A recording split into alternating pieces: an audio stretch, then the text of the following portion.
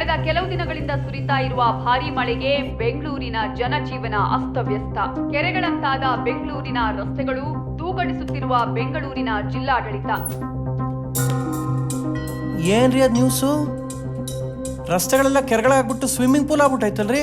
ರಾಜಕಾಲುವೆ problem sir. ಹೌದು sir, ರಾಜ್ ಕಾಲುವೆನ ಒತ್ತುವರಿ ಮಾಡಿಕೊಂಡು ಮನೆ ಕಟ್ಕೊಂಡಿದ್ದಾರೆ ಜನ. ಸೊ ಮಳೆ ಬಂದಾಗ ನೀರು ಸರಿಯಾಗಿ ಫ್ಲೋ ಆಗದೆ ರಸ್ತೆಲೆಲ್ಲ ನೀರು ನಿಂತ್ಕೊಳ್ಳೋಕೆ ಅದೇ ಕಾರಣ. ಸರ್, ದೊಡ್ಡ ದೊಡ್ಡ ಕೆರೆಗಳೆಲ್ಲ ಭೂಮಾಫಿಯಾದಿಂದ ಲೇಔಟ್ ಆಗಿ ಕನ್ವರ್ಟ್ ಆಗಿದೆ. ಉಳಿದಿರೋ ಕೆರೆಗಳಿಗೆ ನೀರು ಫ್ಲೋ ಆಗಬೇಕು ಅಂದ್ರೆ ಮೊದಲು ಅಕ್ರಮ ಕಟ್ಟಡಗಳನ್ನ ತೆರವುಗೊಳಿಸಬೇಕು. ಅಂದ್ರೆ ನೀವು ನೋಟಿಸ್ ಕೊಟ್ಟಿಲ್ವಾ? ಎಲ್ರಿಗೂ ನೋಟಿಸ್ ಕೊಟ್ಟಿದ್ದೀವಿ ಸರ್. ಅಯ್ಯೋ, ಮತ್ತಿನ್ನೇನ್ ಪ್ರಾಬ್ಲಮ್? ಸರ್, ಅದು ಲ್ಯಾಂಡ್ ಆರ್ಡರ್ ಪ್ರಾಬ್ಲಮ್ ಆದ್ರೆ ಅಂತ. ಯಾವ ಲಾ ಅಂಡ್ ಆರ್ಡರ್ ಪ್ರಾಬ್ಲಮ್ ಇಲ್ಲ ರೀ. ಯಾರೋ ಒಬ್ಬ ಮಾಡಿರೋ ತಪ್ಪಿಗೆ ನಮ್ ಜನಗಳ ಶಿಕ್ಷೆ ಅನುಭವಿಸ್ಬೇಕಾ? ನೋಡಿ, ಫಸ್ಟ್ ಎಲ್ಲ ಕ್ಲಿಯರ್ ಮಾಡಿ. Okay sir. ನಮಸ್ಕಾರ ಕರ್ನಾಟಕ, ಬ್ರೇಕ್ಫಾಸ್ಟ್ ನ್ಯೂಸ್ಗೆ ಸ್ವಾಗತ. ಬೆಂಗಳೂರಲ್ಲಿ ಘರ್ಜಿಸಿದ ಜೆಸಿಬಿಗಳು, ಬಡವರ ಬದುಕು ಬೀದಿ ಪಾಲು.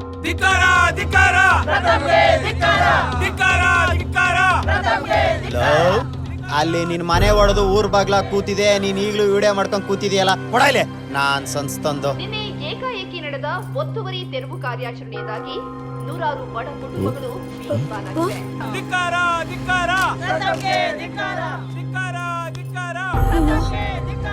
ಏನಾಯ್ತು?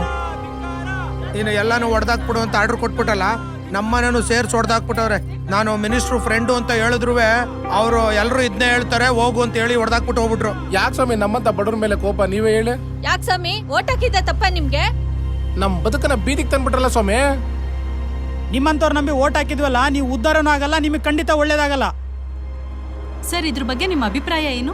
ಅಲ್ಲ ರೀ, ಮಳೆಯಿಂದ ಸಿಟಿ ಹಾಳಾಗೋಗೈತೆ, ರಸ್ತೆಗಳೆಲ್ಲ ಕೆರೆಗಳಾಗ್ಬಿಟ್ಟೈತೆ, ಜಿಲ್ಲಾಡಳಿತ ತೂಗುಡಿಸ್ತಾ ಇತ್ತ ಅಂತ ನೀವೇ ನ್ಯೂಸ್ ಮಾಡ್ತೀರಾ. ಜನಗಳ ಕಷ್ಟ ಅರ್ಥ ಮಾಡ್ಕೊಂಡು ನಾವು ಒತ್ತುವರಿ ಆಗಿರೋ ರಾಜಕಾಲುವೆ ತೆರವುಗೊಳಿಸಿದ್ರೆ ಬಡವ್ರ ಬಾಗಿ ಮಣ್ಣು ಹಾಕ್ಬಿಡ್ತು ಸರ್ಕಾರ ಅಂತಾನು ನ್ಯೂಸ್ ಮಾಡ್ತೀರಾ. ಹಂಗು ಅಂತೀರಾ, ಹಿಂಗು ಅಂತೀರಾ. ನಾವೇನ್ರಿ ಮಾಡ್ಬೇಕು? ಏನ್ ಸರ್ ನಮ್ಗೆ ಕೇಳ್ತಾ ಇದ್ದೀರಾ? You are responsible for the people and society. ಜನಗಳಿಗೆ ತೊಂದರೆ ಆದಾಗ ಅವ್ರ ಪರವಾಗಿ ಅವ್ರ ಅಭಿಪ್ರಾಯಗಳನ್ನ ನಾವ್ ಹೇಳ್ತೀವಿ ಅಷ್ಟೇ. ನಿಮ್ಮ ಅಭಿಪ್ರಾಯ ನೀವು ಹೇಳಿದ್ದೀರಾ, ನನ್ನ ಅಭಿಪ್ರಾಯನೂ ಕೇಳಿದ್ದೀರಾ, ಧನ್ಯವಾದಗಳು. ಸರ್, ನಿಮ್ಮ ಮೇಲೆ ಮತ್ತೊಂದು ಆರೋಪ ಇದೆ. ಬಡವ್ರ ಮನೆಗಳೇನೋ ಒಡೆದಾಕ್ಬಿಟ್ಟು ಶ್ರೀಮಂತರು ಮಾಲು ಮತ್ತೆ ಕೆಲವು ಐಷಾರಾಮಿ ಲೇಔಟ್ಗಳ ಮೇಲೆ ಇದುವರೆಗೂ ನೀವು ಯಾವುದೇ ರೀತಿ ಆಕ್ಷನ್ ತಗೊಂಡಿಲ್ಲ ಅನ್ನೋ ಆರೋಪ ಇದೆ. ಇದಕ್ಕೇನ್ ಹೇಳ್ತೀರಾ? ನೋಡಿ, ತಪ್ಪು ಯಾರೇ ಮಾಡಿದ್ರು ತಪ್ಪೆ. ನನ್ನ ಸ್ನೇಹಿತನ ಮನೆ ಕೂಡ ಹೊಡೆದಾಕಿದ್ದಾರೆ. ಹಾಗಾದ್ರೆ ನಿಮ್ ಸರ್ಕಾರನೇ ನೋಟಿಫೈ ಮಾಡಿರೋ ಜಾಗದಲ್ಲಿ RR ಲೇಔಟ್ ಹಾಗೂ RR ಮಾಲ್ ಕೂಡ ಇದೆ, ಅದನ್ನ ತೆರವು ಮಾಡಿಸ್ತೀರಾ? ಕಾನೂನು ಮುಂದೆ ಯಾರೇ ತಪ್ಪು ಮಾಡಿರ್ಲಿ ಅಷ್ಟೇ. ಯಾಕೆ ನಮ್ಮಪ್ಪನೇ ತಪ್ಪು ಮಾಡಿದ್ರು ಅಷ್ಟೇ, ಮುಲಾಜಿಲ್ದೆ ಕ್ರಮ ಕೈಗೊಳ್ಳದೆ. ಸರ್, ಹಾಗಾದ್ರೆ ಜನಗಳ ಪರಿಸ್ಥಿತಿ ನೋಡಿ, ಮನೆ ಕಳ್ಕೊಂಡ್ರ ನಿರಾಶ್ರಿತರಿಗೆಲ್ಲ ಮೊದಲು ಸರ್ಕಾರಿ ಅತಿಥಿ ಗೃಹ ಗೆಸ್ಟ್ ಹೌಸ್ ಅಲ್ಲಿ ಇರೋ ತಾತ್ಕಾಲಿಕ ವ್ಯವಸ್ಥೆ ಮೊದಲು ಮಾಡ್ಕೊಡ್ಬೇಕು. ಮಾನ್ಯ ಮುಖ್ಯಮಂತ್ರಿಗಳು ಡೆಲ್ಲಿಲಿದ್ದಾರೆ, ಅವ್ರು ಬರ್ತಿದ್ದಂಗೆ ಇಮಿಡಿಯೇಟ್ ಈ ಕೂಡಲೇ ಚರ್ಚಿಸಿ ಅವ್ರಿಗೆ ಕಂಪ್ಲೀಟ್ ಪರಿಹಾರ ಇವತ್ತು ಸಂಜೆ ಒಳಗೆ ಮಾಡ್ಕೊಡ್ಬೇಕು. ಅದು ನನ್ನ ಮುಂದೆ ಇರುವಂತದ್ದು. ಬರ್ತೀನಿ.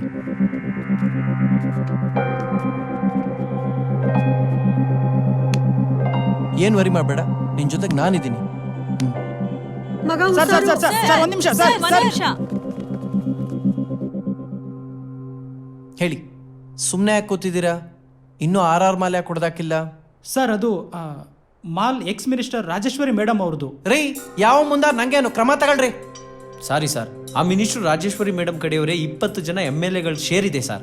ಅದು ಅಲ್ಲದೆ ಪೊಲಿಟಿಕಲಿ ತುಂಬಾ ಪ್ರೆಷರ್ ಇದೆ ಸರ್. ಯಾರೇ ಪ್ರೆಷರ್ ಮಾಡ್ದವ್ ನಿಮ್ಗೆ? ನಾನ್ ಪ್ರೆಷರ್ ಮಾಡ್ದ? ಸರ್, ಪೊಲಿಟಿಕಲ್ ವಿಷಯ ಆಗುತ್ತೆ ಅಂತ ಕೆಲವರು. ಯಾವ ವಿಷಯ ನಂಗೇನು? ಅದಕ್ಕೆ ನಾನ್ ರೆಸ್ಪಾನ್ಸಿಬಲ್. ನೋಡಿ, ನ್ಯಾಯ ಅಂದ್ರೆ ನ್ಯಾಯ, ಎಲ್ರಿಗೂ ಒಂದೇ ನ್ಯಾಯ. ನಿಮ್ಗೆ ಅಷ್ಟು ಹೊಡೆದಾಕ ಧೈರ್ಯ ಇಲ್ವಾ? ನಿಮ್ ಜೊತೆಗೆ ನಾನ್ ಬರ್ತೀನಿ, ಹೊಡೆದಾಕಿ. Get up.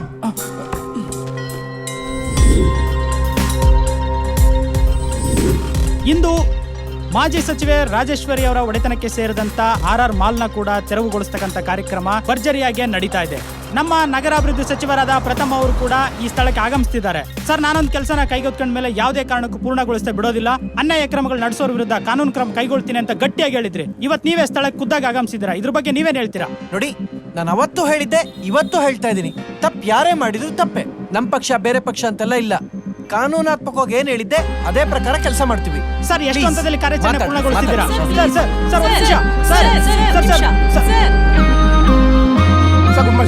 ಏನ್ರಿ, ಎಲ್ಲ ಕ್ಲಿಯರ್ ಆಗಿದ್ಯಾ? ಒಳಗಡೆ ಯಾರು ಇಲ್ಲ ಸರ್, ಎಲ್ಲ ಕ್ಲಿಯರ್ ಮಾಡಿದೀವಿ. ಮತ್ ರಾವು ಕಾಲ ನೋಡ್ತಾ ಇದ್ದೀರಾ? ಶುರು ಮಾಡ್ರಿ. ಓಕೆ ಸರ್, ಸ್ಟಾರ್ಟ್ ಮಾಡಪ್ಪ.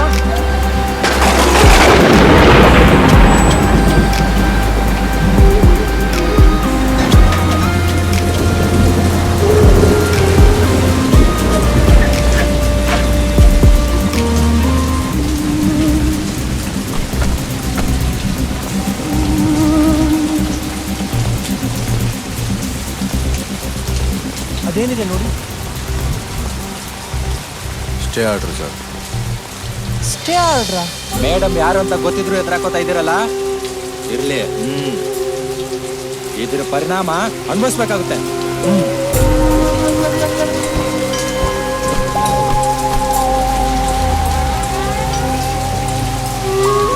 ಅಲ್ಲ, ನಮ್ಮಂತ ಬಡವ್ರ ಮನೆ ಹೊಡೆದಾಕ್ತಂಗಲ್ಲ ಇಂಥ ಶ್ರೀಮಂತರು ಮಾಲ್ಗಳು ಹೊಡೆದಾಕೋದು.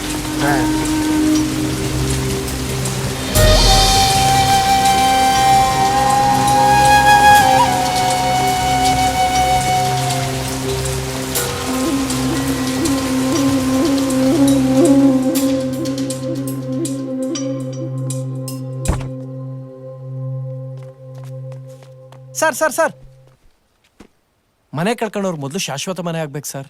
S I know. ರಾಜಕೀಯ ಅಂದ್ರೆ ಬರೀ ರಸ್ತೆ ಬಡ್ಸೋದು, ಮೋರಿ ಮಾಡಿಸೋದು ಅಷ್ಟೇ ಅಲ್ಲಪ್ಪ. ನೀವು ಮಾಡೋ ಕೆಲಸದಿಂದ ನಮ್ಮ ಪಕ್ಷಕ್ಕೆ ತೊಂದರೆ ಆಗ್ತಿದೆ. ಸರ್ ಇದೆಲ್ಲ ಮಾಡ್ತಾ ಇರೋದು ನಾನು ಜನಗಳು ಒಳ್ಳೇದಕ್ಕಲ್ವಾ ಸರ್? ಜನಗಳಿಗೆ ಒಳ್ಳೇದ್ ಮಾಡ್ಬೇಕು ಅನ್ನೋ ಉದ್ದೇಶ ಏನೋ ಸರಿ, ಆದ್ರೆ ಸರ್ಕಾರ ನಡೆಸ್ಬೇಕು ಅಂದ್ರೆ ನಮಗೆ 113 ಜನ MLAಗಳು ಬೇಕಲ್ಲ. ಅವರು ನಮ್ ಜೊತೆಲಿ ಇಲ್ಲ ಅಂದ್ರೆ ಜನಗಳಿಗಾದ್ರೂ ಒಳ್ಳೇದ್ ಮಾಡೋದು ಹೇಗೆ? ಈಗ ನಿನ್ಗೆ ಎಷ್ಟು ವಯಸ್ಸು? ಇನ್ನು 27. ಹಾ ಸರ್. ಇನ್ನು ತಿಳ್ಕೊಳ್ಬೇಕಾದ್ದು ಬೇಕಾದಷ್ಟಿದೆ. ರಾಜಕೀಯ ಅಂದ್ರೆ ಬೇರೆನೆ. ನಡಿ.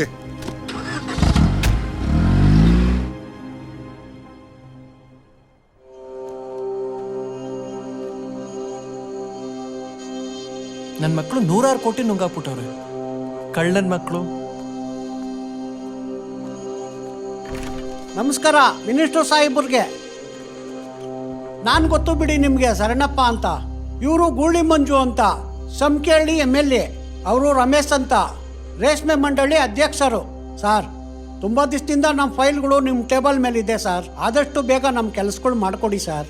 ಸರ್, ನಾವೆಲ್ಲರೂ ರಾಜೇಶ್ವರಿ ಮೇಡಮ್ ಫಾಲೋವರ್ಸು. ಎಲ್ಲ ರಾಜೇಶ್ವರಿ ಮೇಡಮ್ ಫಾಲೋವರ್ಸಾ? ನಿಮ್ಮಂಥವ್ರಿಂದ ಆಗ್ಬೇಕಾಗಿರೋ ಅಭಿವೃದ್ಧಿ ಕೆಲಸಗಳು ಒಂದೂ ಆಗಿಲ್ಲ. ಮಾಡದೇ ಇರೋ ಕೆಲಸಗಳಿಗೆ ಬಿಲ್ ಪಾಸ್ ಮಾಡಿಸ್ಕೊಂಡಿದ್ದೀರಾ. ಇನ್ನಾಗಿರೋದೆಲ್ಲ ಕಳಪೆ ಕಾಮಗಾರಿಗಳೇ. ಅಲ್ಲ, ನಮ್ಮ ಜನ ಟ್ಯಾಕ್ಸ್ ಯಾಕೆ ಕಟ್ತಾರೆ ಗೊತ್ತಾ?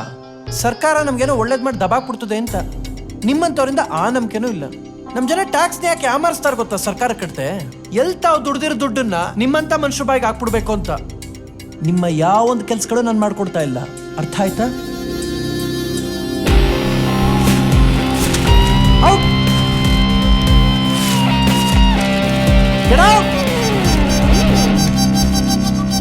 ಸಾಕಪ್ಪ ಸಾಕು, ಈ ಪಕ್ಷದ ಸವಸನೆ ಸಾಕು. ಮೇಡಮ್, ಆ ಮಿನಿಸ್ಟರ್ ಪ್ರಥಮ್ ನಮ್ಮೆಲ್ಲ ಟೆಂಡರ್ಗಳನ್ನು ಕ್ಯಾನ್ಸಲ್ ಮಾಡಿದ್ದಾರೆ. ನಿಮ್ಮನ್ನ ನಿಮ್ಮ ಪಾರ್ಟಿನ ನಂಬ್ಕೊಂಡು ಕೋಟಿ ಕೋಟಿ ದುಡ್ಡನ್ನ ಪ್ರಾಜೆಕ್ಟ್ ಅಲ್ಲಿ ಇನ್ವೆಸ್ಟ್ ಮಾಡಿದೀವಿ. ಕೇಳ್ದಂಗೆಲ್ಲ ಪಾರ್ಟಿಗೆ ಫಂಡ್ ಕೊಟ್ಟಿದೀವಿ. ಅದೆಲ್ಲ ನಮಗೆ ಗೊತ್ತಿಲ್ಲ ಮೇಡಮ್. ನಮ್ಗಳ ಪ್ರಾಬ್ಲಮ್ ನಮ್ಗೆ ಸಾಲ್ವ್ ಆಗ್ಬೇಕು ಅಷ್ಟೇ ಮೇಡಮ್. ಇಷ್ಟು ವರ್ಷದಿಂದ ಕಷ್ಟಪಟ್ಟು ಪಕ್ಷಕ್ಕೋಸ್ಕರ ನಾವೆಲ್ಲ ದುಡಿದಿದ್ದೀವಿ ಮೇಡಮ್. ಹಿಂಗಾದ್ರೆ ನಮ್ಮ ಕತೆ ಹೆಂಗೆ? ಈ ಪಕ್ಷದಲ್ಲಿ CMಗೂ ಬೆಲೆ ಇಲ್ಲ, ನಿಮ್ಮತ್ಕಂತೂ ಮೊದ್ಲೇ ಬೆಲೆ ಇಲ್ಲ. ನಾವೇನಕ್ಕೆ ಈ ಪಕ್ಷದಲ್ಲಿ ಇರ್ಬೇಕು? ಬನ್ರಯ್ಯ ಹೋಗೋಣ. ಶರಣಪ್ಪ, ಇನ್ 24 ಗಂಟೆ ಒಳಗೆ ನಿಮ್ಮೆಲ್ಲರ ಪ್ರಾಬ್ಲಮ್ ಸಾಲ್ವ್ ಮಾಡ್ತೀನಿ. ಇನ್ನು ಹೊರಡಿ.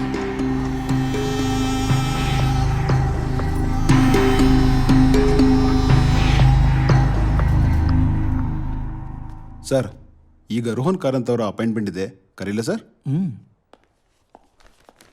Hello. Hi sir. Please be seated. Thank you sir. A small bit of introduction. My name is Rohan. I am MD of Royal Group of Companies from UK. ನಮ್ಮ ತಂದೆ ರಾಕೇಶ್ ಕಾರಂತ್ ರವರು ಕರ್ನಾಟಕದಲ್ಲೇ ಹುಟ್ಟಿ ಬೆಳೆದು ಯುಕೆಗೆ ಬಹಳ ವರ್ಷದಿಂದ ಹೋಗಿ ಒಂದು ಸಣ್ಣ ಆರ್ಡರ್ ಪ್ರೈಸಸ್ ಇಂದ ಟುಡೇ ಲೀಡಿಂಗ್ ಬಿಸ್ನೆಸ್ ಹೌಸಸ್ ಇನ್ UK. ನಾನು ಹುಟ್ಟು ಬೆಳೆದಿದ್ದು UK ಲಾದ್ರೂ ಕನ್ನಡಿಗ ಅಂತ ಹೇಳ್ಕೊಳಕ್ಕೆ ತುಂಬಾ ಹೆಮ್ಮೆ ಪಡ್ತೀನಿ ಸರ್. ಗ್ರೇಟ್ ರೀ ನೀವು. NRIಗಳು ನಮ್ಮ ದೇಶದ ಬಗ್ಗೆ ನಾವು ತುಂಬಾ ಫಾಲೋ ಮಾಡ್ತಿರ್ತೀವಿ. Especially about you. Your youth icon of our Karnataka. ಪರವಾಗಿಲ್ಲ ರೀ, ಸಪ್ತಸಾಗರದ ಆಚೆ ಇದ್ರು ಕನ್ನಡ ಮತ್ತು ಕರ್ನಾಟಕ ಬಗ್ಗೆ ನಿಮ್ಗಿರೋ ಕಾಳಜಿ ನೋಡಿ ಕನ್ನಡಿಗರ ಪರವಾಗಿ ಅಭಿನಂದನೆಗಳು. Thank you sir. ಇರ್ಲಿ, ಬಂದ್ ವಿಷಯ ಏನ್ ಹೇಳಿ? We have a urban development project for Bangalore.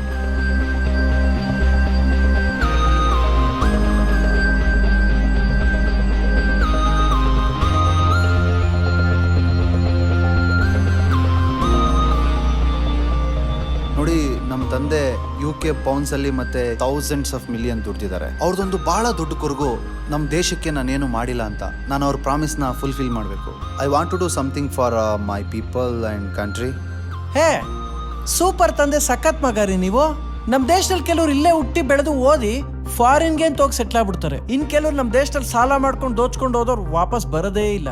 ನೀವು ನೋಡಿ, ಅಲ್ಲೇ ಓದಿ ವರ್ಕ್ ಮಾಡಿ ಅಲ್ಲಿ ಸಂಪಾದನೆ ಮಾಡ್ರ ತಗೊಂಡ್ ವಾಪಸ್ ನಮ್ ನಾಡಲ್ಲಿ ಇಲ್ಲಿ ಇನ್ವೆಸ್ಟ್ ಮಾಡ್ತಾ ಇದ್ರೆ really great yeah. I am impressed. ನಿಮ್ದು ಕೊಟೇಶನ್ ಕಡಿಮೆ, ಕ್ವಾಲಿಟಿ ಜಾಸ್ತಿ. ಬಟ್ ಆನ್ ಒನ್ ಕಂಡೀಷನ್, ಈ ಪ್ರಾಜೆಕ್ಟ್ ಅಲ್ಲಿ ಕನ್ನಡಿಗರಿಗೆ ಹೆಚ್ಚಿನ ಆದ್ಯತೆ ಇರಬೇಕು. ನಾನು ಕನ್ನಡಿಗನೇ ಅಲ್ವಾ ಸರ್? Hey, then it's fine. ಅಷ್ಟೊಂದು ಬುದ್ಧಿವಂತ, ಇಷ್ಟು ಈಸಿಯಾಗಿ ಯಾಮಾರ್ದ್ನ? ನಾವು ಥೌಸಂಡ್ಸ್ ಆಫ್ ಪ್ರಾಜೆಕ್ಟ್ ಡೀಲ್ ಮಾಡಿದೀವಿ. This is a small assignment ಅಷ್ಟೇ. ಅವನಿಗಿದು ಸ್ವಲ್ಪನೂ ಡೌಟ್ ಬರೋಕ್ಕೆ ಚಾನ್ಸೇ ಇಲ್ಲ. Good, very good. ಇದರಲ್ಲಿ ಪ್ರಥಮ್ದು ಬ್ಯಾಂಕ್ ಡೀಟೇಲ್ಸ್ ಇದೆ. ನಿಮ್ಮ ಕಂಪನಿಯಿಂದ ಈ ಅಕೌಂಟ್ಗೆ 2 crores ಟ್ರಾನ್ಸ್ಫರ್ ಮಾಡಿ. Sure madam. ಹಾ. ಯಾ. ರೋಹನ್, ಎಸ್. ನಾಳೆ ಇದರಿಂದ ಏನಾದರೂ ಕೇಸ್ ಆದ್ರೆ ಎನ್ಕ್ವೈರಿಗೆ ಬರಬಹುದು. ಡೋಂಟ್ ವರಿ ಮೇಡಮ್, ನಮ್ಮ ರಾಯಲ್ ಗ್ರೂಪ್ ಆಫ್ ಕಂಪನಿ ಬೆಳೆಯಕ್ಕೆ ನೀವೇ ಕಾರಣ. I will take care of everything. Okay, bye. ಬಾಯಿ ಮುಚ್ಕೊಂಡು ಕುತ್ಕೊಳ್ಳೆ. ಸರ್, ನಾನೇನ್ ತಪ್ಪು ಮಾಡಿದೆ ಸರ್?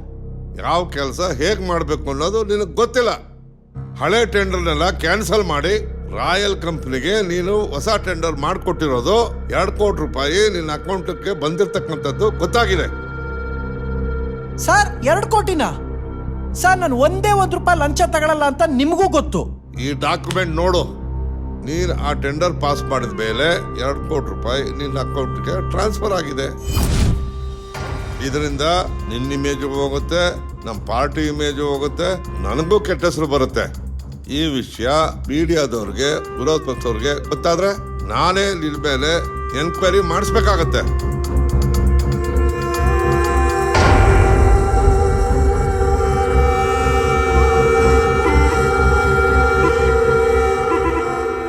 ವೆಲ್ಕಮ್ ಮಿಸ್ಟರ್ ಪ್ರಥಮ್, ವೆಲ್ಕಮ್. ಓ, ಮಿನಿಸ್ಟರ್ ಪ್ರಥಮ್, ಬನ್ನಿ ಸಾಹೇಬ್ರೆ, ಬನ್ನಿ ಕೂತ್ಕೊಳ್ಳಿ. ಅಂದ್ರೆ ಇದೆಲ್ಲ ನಿಮ್ ಕೈವಾಡನಾ? ಹೌದು ಕಣೋ. ಇಷ್ಟು ವರ್ಷ ಕಷ್ಟಪಟ್ಟು ಕಟ್ಟಿರೋ ಸಾಮ್ರಾಜ್ಯ, ಗಳಿಸಿರೋ ಹೆಸರು, ಪದವಿ, ಇದನ್ನೆಲ್ಲ ನೆನ್ನೆ ಮೊನ್ನೆ ಬಂದಿರೋ ಬಚ್ಚ ಕಿತ್ಕೋತಾನೆ ಅಂದ್ರೆ ನಾನ್ ಸುಮ್ನೆ ಬಿಟ್ಬಿಡ್ತೀನಾ? ಅಷ್ಟೇ ಅಲ್ಲ, ನನ್ನ ಮನೆ, ನನ್ನ ಪ್ರೀತಿಯ ಒಬ್ಳೆ ಮಗಳು, ಅಲ್ಲಿವರೆಗೂ ನೀನ್ ಬಂದಿದ್ಯಾ ಅಂದ್ರೆ ನಿನ್ನ ಬಿಡೋ ಚಾನ್ಸೇ ಇಲ್ಲ.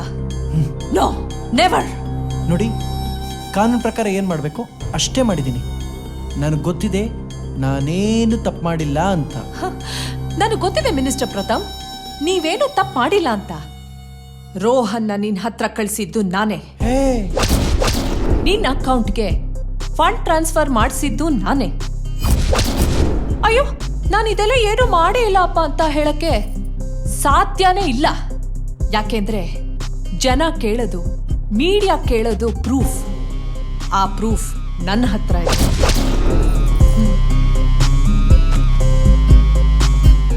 ಇದನ್ನ ನಾನು ನಾಳೆ ಮೀಡಿಯಾ ಕೊಟ್ರೆ ನೀನು ಅರೆಸ್ಟ್ ಆಗ್ತೀಯ. ನಾನೇನೋ ಮಾಡಿಲ್ಲ ಅಂತ ನೀನು ಹೇಳ್ಬೋದು, ಆದ್ರೆ ಅದನ್ನು ಕೂಡ ಪ್ರೂವ್ ಮಾಡಕ್ಕೆ ಮಿನಿಮಮ್ 5 ವರ್ಷ ಬೇಕಾಗುತ್ತೆ.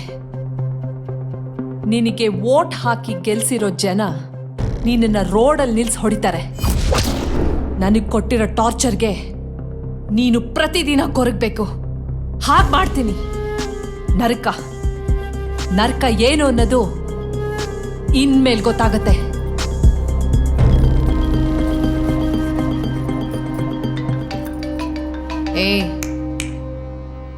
ನನ್ನ ಮಗಳದೆ ಫೋನು, ಮಾತಾಡು.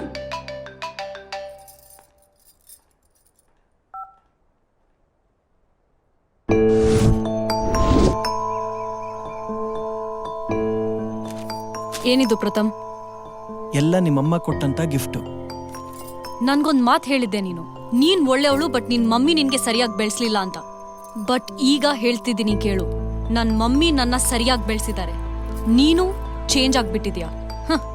You have also prove that you are one of the politicians ಅಂತ. ಬಾಯ್ ಮುಚ್ಚು ಸಾಕು. ಸ್ಟಾಪ್ ಪ್ರಥಮ್.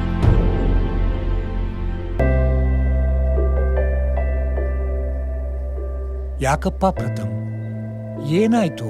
ಯಾಕಿಂಗ್ ಸಪ್ಪಗಿದೆಯಾ? ಯಾಕೋ ಈ ಜೀವನನೇ ಸಾಕು ಅನ್ಸ್ಬಿಟ್ಟಿದೆ ಗುರುಗಳೇ. ಬಾ ನನ್ನ ಜೊತೆ. ಈ ಮಗು ಕಸದ ತೊಟ್ಟೆಲ್ ಸಿಕ್ಕಿದ್ದು. 12 ವರ್ಷದಿಂದ ಹೀಗೇ ಮಲಗಿದೆ. ಕೈ ಕಾಲು ಎರಡೂ ಸ್ವಾಧೀನ ಇಲ್ಲ. ಈ ಮಗುಗೆ ತಂದೆ ಇರಲಿಲ್ಲ, ತಾಯಿನೂ ಸತ್ತೋದ್ರು. ಶವ ಸಂಸ್ಕಾರ ಆದಮೇಲೆ ಈ ಮಗುನ ಸ್ಮಶಾನದಲ್ಲೇ ಬಿಟ್ಟು ಹೊಟ್ಟೋಗಿದ್ರು. ಈ ಮಗು ತಂದೆ ಈ ಮಗು ವಿಚಾರವಾಗಿ ಹೆಂಡತಿಗೆ ಹೊಡೆದು ಬೈದು ಕೊನೆಗೆ ಕೊಂದುಬಿಟ್ಟ. ಅವನೇನೋ ಜೈಲಿಗೆ ಹೊರಟೋದ. ಈ ಮಗು ತಾಯಿನೂ ಇಲ್ಲದೆ ಅನಾಥವಾಗೋಯ್ತು. ಈ ಮಗುನ ತಂದೆ ತಾಯಿ ನಿಮಾನ್ಸಿಗೆ ತಗೊಂಬಂದು ಬಿಟ್ಟವರು ಮತ್ತೆ ಆಸ್ಪತ್ರೆ ಕಡೆ ತಲೆನೇ ಹಾಕಲಿಲ್ಲ. ನಾವೇ ತಗೊಂಬಂದು ಸಾಕ್ತಾ ಇದ್ದೀವಿ. ಈ ಮಗು ರೈಲ್ವೆ ಸ್ಟೇಷನ್ ಪ್ಲಾಟ್ಫಾರ್ಮಲ್ಲಿ ಸಿಕ್ಕಿತ್ತು. 15 ವರ್ಷದಿಂದ ಈ ಬೆಡ್ಡಲ್ಲೇ ತನ್ನ ಜೀವನ ಕಳೀತಾ ಇದೆ. ಈ ಮಗು ಹುಟ್ಟುತ್ತಾನೇ ಅಂಗವಿಕಲತೆಗೆ ತುತ್ತಾಗಿ ಹೆತ್ತ ತಂದೆ ತಾಯಿಗಳೇ ಬೀದಿಲಿ ಬಿಸಾಕ್ಬಿಟ್ಟೋದು. ಈ ಮಗುಗೆ ಕಣ್ಣೂ ಕಾಣಲ್ಲ, ಕಿಡ್ನಿ ಸಮಸ್ಯೆ ಬೇರೆ ಇದೆ. ಈ ಮಗು ಎಷ್ಟು ದಿವಸ ಬದುಕಿರುತ್ತೋ ಆ ದೇವರಿಗೇ ಗೊತ್ತು. ಈ ಮಗುಗೆ 16 ವರ್ಷ. ಹುಟ್ಟಿದಾಗಲಿಂದ ಹೃದಯ ಸಂಬಂಧದ ಕಾಯಿಲೆ ನರಳ್ತಾನೇ ಇದೆ. ಅಷ್ಟೇ ಅಲ್ಲ, ಬುದ್ಧಿಮಾಂದ್ಯ ಕೂಡ. ಇಲ್ಲಿರೋ ಮಕ್ಕಳೆಲ್ಲ ಎಷ್ಟು ಅಶಕ್ತರು ಅಂದರೆ ಮಲಗಿದ ಕಡೆನೇ ಮಲಮೂತ್ರ ವಿಸರ್ಜನೆಗಳನ್ನು ಮಾಡ್ಕೊಳ್ತಾರೆ. ಅದನ್ನೆಲ್ಲ ನಾವೇ ಸ್ವಚ್ಛ ಮಾಡ್ತೀವಿ. ಇದು ಈ ಮಕ್ಕಳ ಪರಿಸ್ಥಿತಿ. ದೇವ್ರು ಕೊಟ್ಟಿರೋ ಜೀವ ಅದು ತೆಗೆಯೋ ಅಧಿಕಾರ ಆ ದೇವರೊಬ್ಬನಿಗೆ ಇರೋದು. ಅದಕ್ಕಾಗೇ ನಾನು ಇವ್ರನ್ನೆಲ್ಲ ಸಾಕ್ತಾ ಇದ್ದೀನಿ. ಈಗ ಹೇಳಪ್ಪ, ಇವ್ರನ್ನೆಲ್ಲ ನೋಡ್ದಲ್ಲ, ಈ ಮಕ್ಕಳಿಗಿಂತ ನಿನ್ನ ಜೀವನ ಕಷ್ಟನ?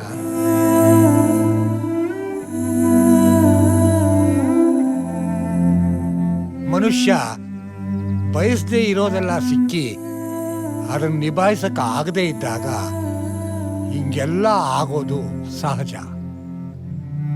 ಇವತ್ತು ನಾನೆಂಥ ಕಷ್ಟದ ರಾಜಕೀಯ ಪರಿಸ್ಥಿತಿಲಿದ್ದೀನಿ ಅಂದರೆ ಮುಂದೇನು ಮಾಡಬೇಕು ಅಂತಲೇ ಗೊತ್ತಾಗ್ತಿಲ್ಲ ಗುರುಗಳೇ. ಶ್ರೀಕೃಷ್ಣ ಪರಮಾತ್ಮ ಹೇಳಿರೋ ಹಾಗೆ ಕಷ್ಟ ಸುಖ ಇದ್ಯಾವುದೂ ಶಾಶ್ವತ ಅಲ್ಲ. ಪ್ರಥಮ್, ರಾಮಕೃಷ್ಣ ಪರಮಹಂಸರು ಹೇಳಿದ ಒಂದು ಸಣ್ಣ ಕತೆ ಹೇಳ್ತೀನಿ. ಅದರಿಂದ ನಿನ್ನ ಮನಸ್ಸಿಗೆ ಸಮಾಧಾನ ಸಿಕ್ಕಿದ್ರೂ ಸಿಗ್ಬೋದು. ಬಾ. ಆಕಾಶದಲ್ಲಿ ಹಾರಾಡ್ತಿದ್ದ ಹದ್ದು ಸಮುದ್ರದಲ್ಲಿನ ಮೀನನ್ನು ನೋಡಿ ಇಳಿ ಬಿದ್ದು ತನ್ನ ಬಾಯಲ್ಲಿ ಮೀನನ್ನು ಕಚ್ಚಿಕೊಂಡು ಮೇಲೆ ಹಾರ್ತು. ಸ್ವಲ್ಪ ದೂರ ಹೋದ ನಂತರ ಹಿಂತಿರುಗಿ ನೋಡಿದಾಗ 100 ಕಾಗೆಗಳು ಅಟ್ಟಿಸ್ಕೊಂಡು ಬರ್ತಾ ಇತ್ತು. ಜೀವ ಭಯದಿಂದ ಆ ಹದ್ದು ತನ್ನ ಬಾಯಲ್ಲಿದ್ದ ಮೀನನ್ನು ಬಿಟ್ಟುಬಿಡ್ತು. ಆಗ ಆ ಮೀನು ಸಮುದ್ರದ ಕಡೆ ಬೀಳತ್ತೆ. ಅದನ್ನು ನೋಡಿದ ಕಾಗೆಗಳೆಲ್ಲ ಆ ಮೀನಿನ ಹಿಂದೆ ಹೋಗ್ತವೆ. ಸ್ವಲ್ಪ ದೂರ ಹೋದ ನಂತರ ಆ ಹದ್ದು ಹಿಂತಿರುಗಿ ನೋಡಿ ಕಾಗೆಗಳಿಲ್ಲದನ್ನು ಕಂಡು ಸಮಾಧಾನ ಪಟ್ಟು, ಸದ್ಯ ಬದುಕಿದೆಯಾ ಬಡಜೀವ ಅಂತ ಹದ್ದು ಹಾರಿ ಹೋಗುತ್ತೆ. ಈಗ ಆ ಹದ್ದಿನ ಪರಿಸ್ಥಿತಿಯೇ ನಿಂದು. ಆ ಮೀನೇ ನಿನ್ನ ಕೈಯಲ್ಲಿರೋ ಅಧಿಕಾರ. ಎಲ್ಲಿಯವರೆಗೆ ಆ ಅಧಿಕಾರ ನಿನ್ನ ಕೈಯಲ್ಲಿರುತ್ತೋ ಅಲ್ಲಿ ತನಕ ಕೆಟ್ಟ ಮನಸ್ಸಿರೋ ಕಾಗೆಗಳು ನಿನ್ನ ಹಿಂದೆ ಬೀಳ್ತಾನೇ ಇರುತ್ತೆ. ಒಂದು ಮಾತು ಹೇಳ್ತೀನಿ ಪ್ರಥಮ್, ಯಾವುದೇ ಮನುಷ್ಯ ಎಂಥ ಪರಿಸ್ಥಿತಿಲೂ ಬದಲಾಗಬಾರ್ದು. ಹಾಗೇನೆ ನೀನು ನೀನಾಗೇ ಇರು.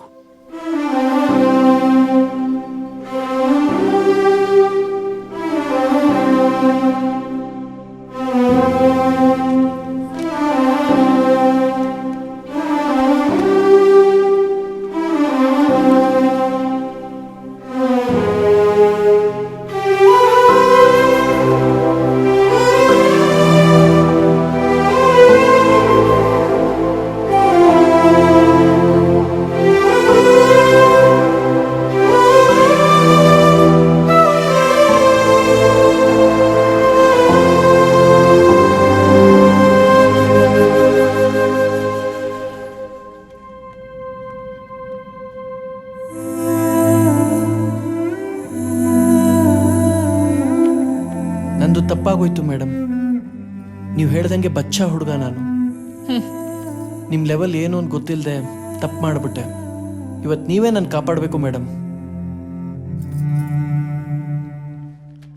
ಇವತ್ತು ಸಂಜೆ ರಾಜ್ಯಪಾಲರಿಗೆ ನಾನು ರಾಜೀನಾಮೆ ಲೆಟರ್ ಕೊಡಬೇಕು ಅಂತ ಇದ್ದೀನಿ ಮೇಡಮ್. ಇನ್ಯಾವತ್ತೂ ನಿಮ್ಮ ವಿಚಾರದಲ್ಲಿ ತಪ್ಪು ಮಾಡಲ್ಲ. ದಯವಿಟ್ಟು ನಾನು ಕ್ಷಮಿಸ್ಬಿಡಿ ಮೇಡಮ್. ನೀವು ಹೇಳ್ದಂಗೆ ಕೇಳ್ಕೊಂಡು ಬಿದ್ದಿರ್ತೀನಿ.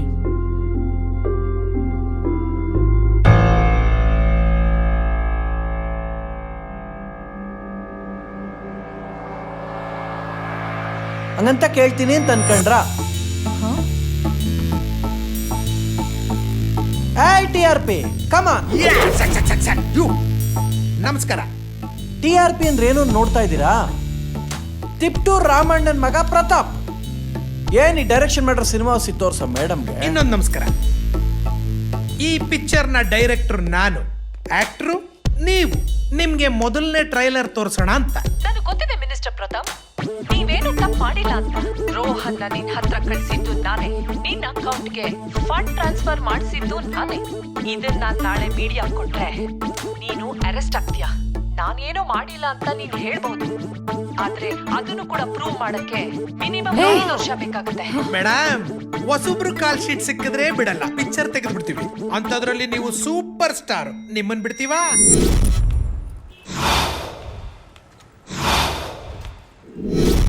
ಹೇಗಿದೆ ನನ್ನ ಡೈರೆಕ್ಷನ್? ಹೇಗಿದೆ ನಿಮ್ ಪರ್ಫಾರ್ಮೆನ್ಸ್? ಫೇಸ್ಬುಕ್ ಹಾಕ್ಬಿಡ್ತೀನಪ್ಪ. ಬೇಡ. ವಾಟ್ಸ್ಆಪ್ ಗ್ರೂಪ್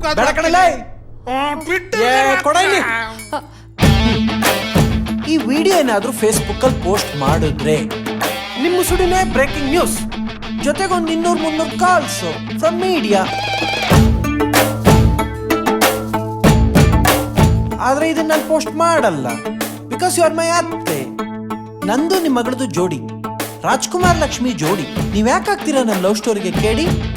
ಕಾಂಪ್ರಮೈಸ್ ಆಗ್ಬಿಡೋಣ ಬಿಡಿ.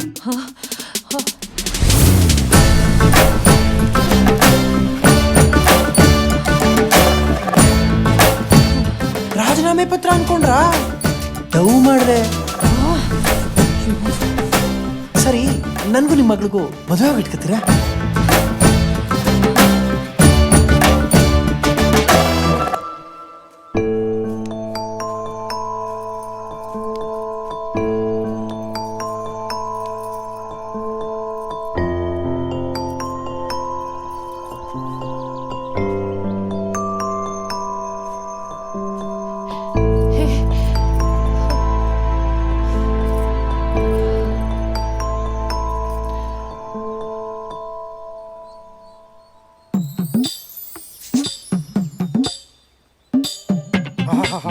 ಸೀರೆ ಉಟ್ಕೊಂಡ್ರೆ ಹುಡುಗಿರ್ನ ನೋಡೋದಕ್ಕೆ 2 ಕಣ್ಣು ಸಾಲದು. ಸೀರೆಲಿ ಹುಡುಗಿರ ನೋಡಲಿ ಬಾರದು, ನಿಲ್ಲಲ್ಲ ಟೆಂಪ್ರೇಚರ್. ಹೌದು ಬಿಡಪ್ಪ, ಜೊತೆಲೆ ಇದ್ಬಿಟ್ಟು ಸೈಲೆಂಟ್ ಆಗಿ ಅವಳನ್ನ ಸಿಂಕ್ ಮಾಡ್ಕೊಂಡಾಗ್ಲೇ ಗೊತ್ತಾಯ್ತು ನೀನ್ ಟೆಂಪರೇಚರ್ ಕಂಟ್ರೋಲ್ ಅಲ್ಲಿ ಇಲ್ಲ ಅಂತ. ನೋಡ್ರೋ, ಈ ಹೆಣ್ಮಕ್ಳೆಲ್ಲ ಹಣ್ಗಳ ತರ.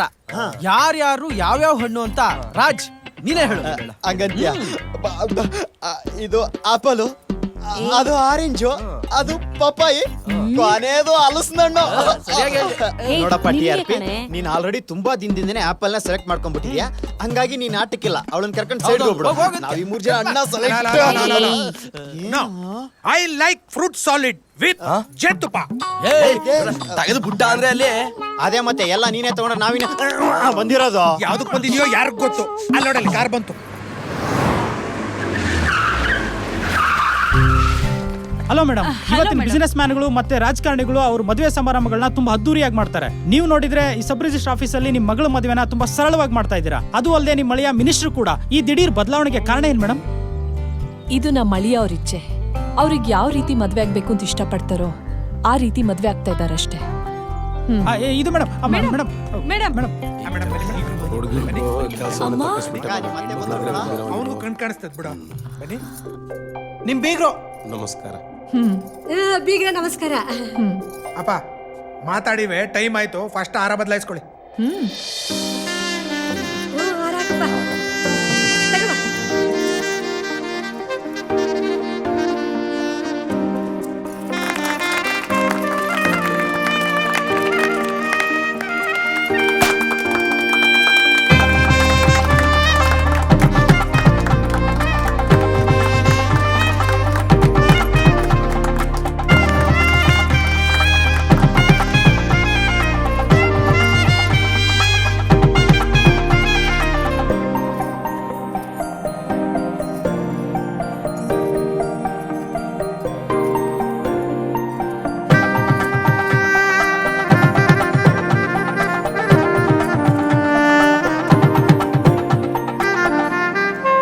ಸರ್ ಇಷ್ಟು ಸರಳವಾಗಿ ಮದುವೆ ಆಗ್ತಾ ಇದ್ದೀರಾ? Good question. ನೋಡಿ, ನಾನು ಕುವೆಂಪು ಅವರ ಅನುಯಾಯಿ ಮತ್ತು ಅಭಿಮಾನಿ. ಅವರ ಮಂತ್ರ ಮಾಂಗಲ್ಯ ತತ್ವದ ಅನುಸಾರ ನಾವಿಬ್ರು ಬಹಳ ಸರಳವಾಗಿ ಮದುವೆ ಆಗಿದ್ದೀವಿ. ಇದೇ ನಮ್ಮ ಸಿಂಪಲ್ ಆಗಿ ಒಂದು ಮ್ಯಾರೇಜ್ ಸ್ಟೋರಿ. ಮದುವೆ ಸರಳವಾಗಿರ್ಬೇಕು, ಜೀವನ ಭರ್ಜರಿ ಆಗಿರ್ಬೇಕು.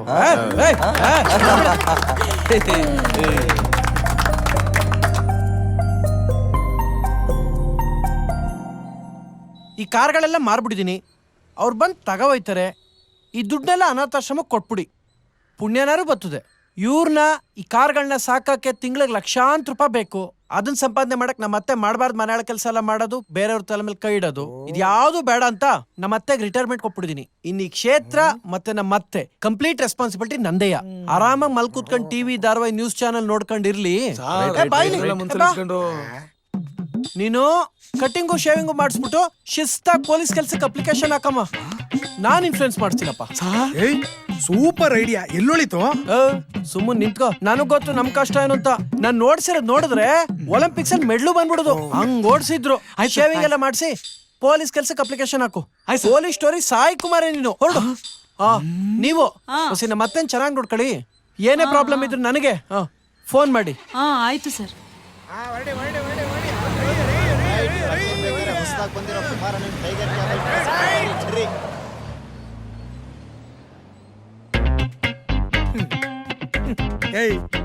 ಅತ್ತೆನ ಗುಡ್ಸಿ ಗುಂಡಾಂತರ ಮಾಡ್ಬಿಟ್ಟಲ್ಲ, ಅತ್ತೆದ್ನ ಅಳಿಯ ದಾನ ಮಾಡೋದು ಅಂತ ಕೇಳಿದ್ದೆ, ಇವತ್ತು ಕಣ್ಣಾರ ನೋಡ್ಬಿಟ್ಟೆ ಕಣಪ್ಪ.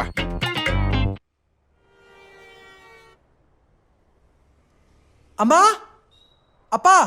ಏನ್ ಮಗ? ಅಪ್ಪ ಇಲ್ಲಿ. ನಿಮ್ಮಪ್ಪ ನಂಗೇನ್ ಗೊತ್ತು? ಮತ್ತೆ ಅರ್ಜೆಂಟ್ ಆಗಿ ಬಾನ್ ಫೋನ್ ಮಾಡಿ ಕರ್ಸಿದ್ಯಾಕೆ?